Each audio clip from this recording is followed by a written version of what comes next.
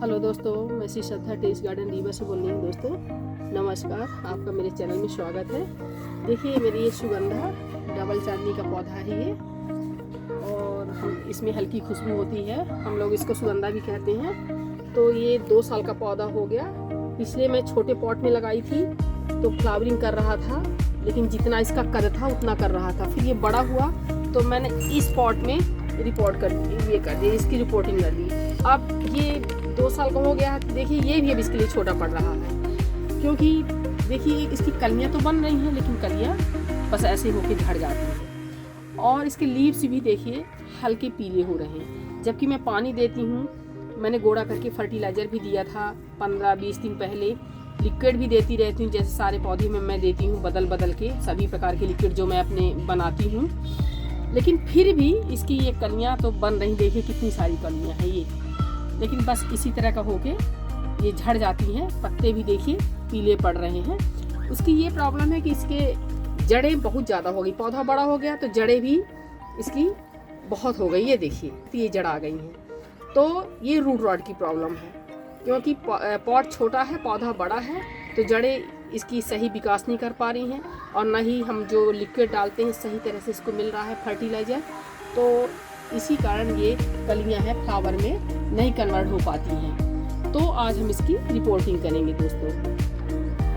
तो दोस्तों साथ में देखिए नीम का पौधा भी आ गया है, तो मैं सोचती हूँ इसकी बोनसाई बनाऊंगी, अलग से इसको लगाऊंगी। अब इसको मैं धीरे से निकालूंगी, टूटे ना। मैंने अभी पानी सुबह डाल दिया कि एकदम मिट्टी गीली हो जाए, जिससे निकालने में सहूलियत रहे। तो मैं इसको धीरे धीरे करके खुरपी की मदद से अभी निकालूंगी। तो देखिए मैंने इसको आस्ते से, ये क्या है, पानी डाल दिया थी, मिट्टी अच्छी गीली हो गई थी, तो हमें खुरपी की मदद की जरूरत भी नहीं पड़ी। मैंने इसको नीचे दबाया और ये दोनों हाथ से ये पौधे मेरे मजबूत हो गए हैं। इनको पकड़ के ऊपर उठा दिया, बड़ा आसानी से निकल आया।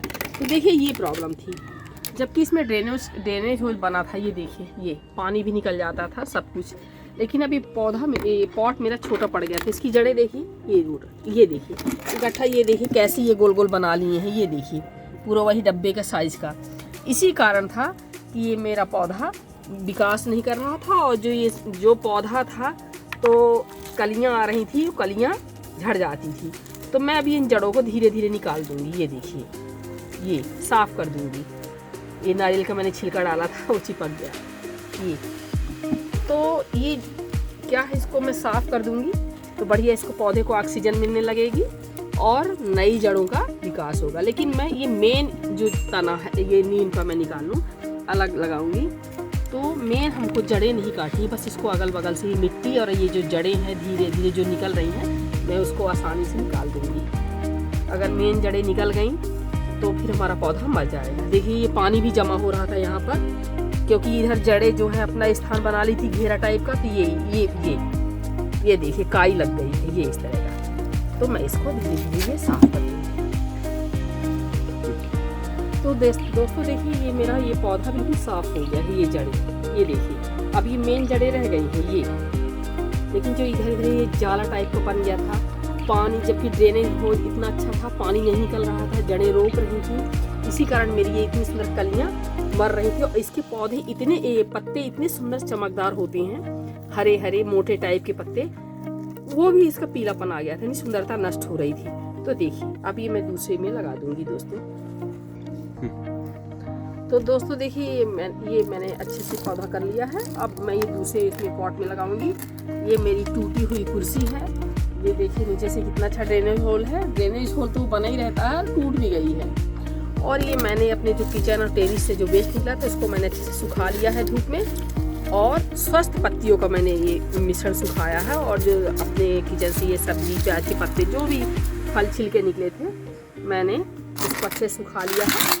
इससे क्या है, धीरे धीरे डिकम्पोज होगी और हमारे पौधे को फर्टिलाइज़र देती रहेगी। तो और ये मेरा मिक्सचर है, बिल्कुल मिट्टी वेल ड्रेनेज होना चाहिए।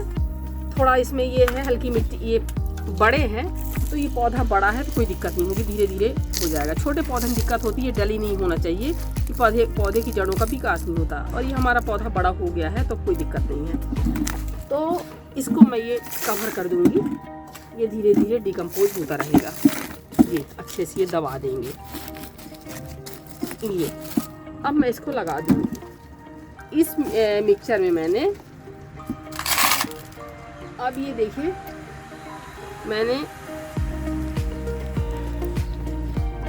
कुछ दाने ये DAP के लिए हैं, बस ये 10-15-20 दाने होंगे। ये थोड़ा आधा चम्मच, ये मैंने आधा छोटा चम्मच मैंने ये पोटास लिया है और एक सीवेट लिया है। तो इन सबको मैं, ये हैवी फीडर प्लांट है और ये किनारे किनारे हम डाल देंगे, जड़ों पे नहीं डालेंगे, एकदम किनारे किनारे ये। और ये डालने के बाद मैं इसको कवर कर दूँगी। इस मिट्टी में दोस्तों बालू भी मिली है, वैसे मेरी पुरानी मिट्टी तैयार है तो कुछ मिलाने की ज़रूरत नहीं है, बस मैंने थोड़ा सा राख, नीम खली मिलाया है इसमें। पर जो नए गार्डनर है तो वेल ड्रेनेज मिट्टी होना चाहिए, बलुई मिट्टी 40% मिट्टी हो तो 40% सभी प्रकार की खाद, जिसके पास जो है फर्टिलाइज़र, गोबर की सूखी या किचन वेस्ट की सूखी खाद या जैविक फर्टिलाइज़र गोबर का, या कि फिर जो नीम खली जो भी हो सब मिला के और बना सकते हैं कि पानी इसका अच्छे से निकल जाए। ड्रेनेज होना चाहिए और मिट्टी भी अच्छी होना चाहिए कि पानी ना फंसे, नहीं तो फिर यही प्रॉब्लम होती है, रूट रॉट की प्रॉब्लम होती है। पानी इकट्ठा होने लगता है, पत्तियाँ हमारी पीली होने लगती हैं, कलियाँ बनती भी हैं तो वो झड़ जाती हैं, फ्लावर नहीं खिल पाते हैं। और ये नहीं तो इसकी पत्तियाँ ही इतनी सुंदर होती हैं देखने में, फ्लावर तो खुशबू, हल्की भीनी भीनी खुशबू होती है, बड़े बड़े अच्छे फ्लावर होते हैं वो तो सुंदर होते ही हैं, ये पत्तियाँ भी अच्छी होती हैं। तो अगर हम अच्छा केयर करेंगे। अब इसको दोस्तों, अभी मैंने इसको ट्रांसप्लांट किया है तो पानी डाल के अभी और मिट्टी से इसको हम कवर करेंगे। अभी कम मिट्टी है इसमें, थोड़ा सा ये ढक देंगे। पानी देने के बाद इसको हम 3 से 4 दिन छाया में रखेंगे। जब ये सेट हो जाएगा पूरी तरह तो फिर हम इसको धूप में रख देंगे। इसको पूरी धूप चाहिए, हाँ जब ज़्यादा गर्मी पड़ती है तो दोपहर की धूप से इसको बचाना चाहिए। बाकी ये फुल सनलाइट वाला पौधा है, अच्छी फ्लावरिंग देता है दोस्तों। तो दोस्तों इसको बीच में जब ये सेट हो जाए 1-2 महीना में हमें गुड़ाई करना चाहिए। तो दोस्तों इसको देखिए हमने मिट्टी से पूरी तरह कवर कर दिया है। ये बढ़िया चौड़ा पार्ट है, 2 साल अब मुझे ट्रांसप्लांट करने की ज़रूरत नहीं है। बस जैसे ये अभी छाया में रखेंगे, जैसे सेट होगा तो 4-5 दिन बाद मैं इसको धूप में रख दूँगी। गर्मी की थोड़ा धूप से इसको बचाना चाहिए। और जब जैसे ये 1-2 माह में अपन गोड़ा करते रहेंगे तो ये फालतू जड़ें हैं तो कटती रहेंगी, क्योंकि अभी ये 1.5 साल 2 साल तो चल जाएगा, पॉट बहुत चौड़ा है। दोस्तों ये देखिए क्या हुआ था, हमने ये पिछले साल ये 2 पौधे ही लगे थे तो अच्छे फ्लावर करते थे, बड़े पॉट में लगे थे। अच्छी 20 लीटर की बाल्टी थी, वो बाल्टी प्लास्टिक की 3 साल चली और ख़राब हो गई। तो फिर मैंने ये भी बाल्टी पेंट की ही है, ये भी 15 से 18 लीटर की होगी, मैंने इसमें ट्रांसप्लांट किया। लेकिन एक ही पौधा लगाना था, पिछले साल मैंने 2 लगा दिया क्योंकि मेरे पास पॉट नहीं थे। तो पिछले साल तो फ्लावरिंग हुई, लेकिन अब इधर रुक रुक के फ्लावरिंग हो रही है। कलियाँ देखिए बन रही कितनी सारी। ये बसंत का समय चल रहा है, ये आज 15 फरवरी है तो देखिए कलियाँ तो बन रही हैं, ये देखिए। पर जितनी इसका ये बसंत ऋतु में अच्छी फ्लावरिंग आना चाहिए, अच्छी कलियाँ होना चाहिए, तो स्पेस कम पड़ रहा। 2 पौधे लगे हैं तो उस हिसाब से इसको स्पेस कम पड़ रहा। अगर एक पौधा हो वो भी इसकी जड़ों की सफाई हो जाए अच्छे से तो ज़्यादा ये कलियाँ इसमें आएंगी, ज़्यादा फ्लावर बनेंगे और पौधा स्वस्थ रहेगा। वैसे अभी तो स्वस्थ है, लेकिन अगर यही हाल रहा तो ये फ्लावर कम बनेगा और धीरे धीरे पौधा हमारा ग्रोथ नहीं कर पाएगा और ख़राब हो जाएगा। तो इसी तरह से मैं इसका ट्रांसप्लांट करूँगी, इन पौधों को अलग अलग करूँगी दोस्तों।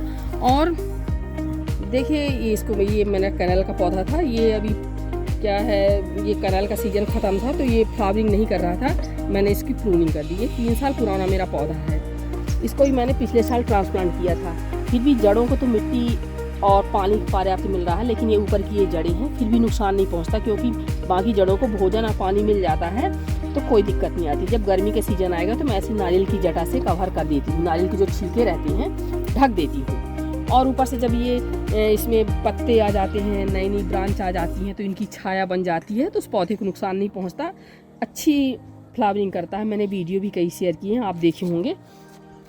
ये इनको तो अच्छी स्पेस मिल रही है। देखिए मेरे पौधे कितने ये फ्लावर खिल रहे हैं, ये देखिए उतने ही कलियां हैं, उतने ही फ्लावर हैं।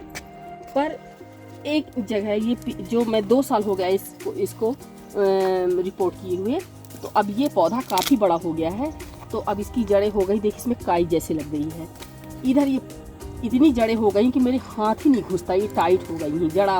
जड़ें अपना काफ़ी स्थान बना दी हैं।